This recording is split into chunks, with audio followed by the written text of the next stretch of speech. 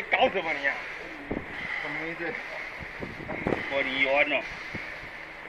通缉表。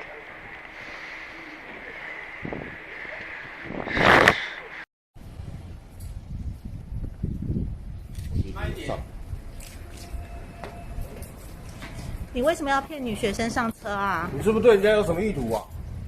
有没有？讲话啊！把人骗上车要想要干嘛？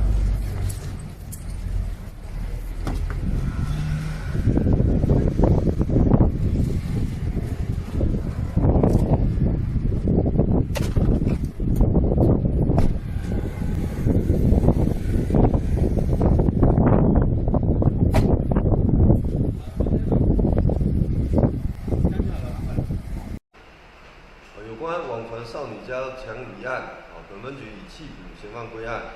昨日傍晚在大园区科二街上发生之掳人案件，本局获报后立即组成专案小组侦办，并于24日零时许在杨梅区幼师路逮到涉案的王姓男子，全案讯问后，依法移送桃园地检署侦办。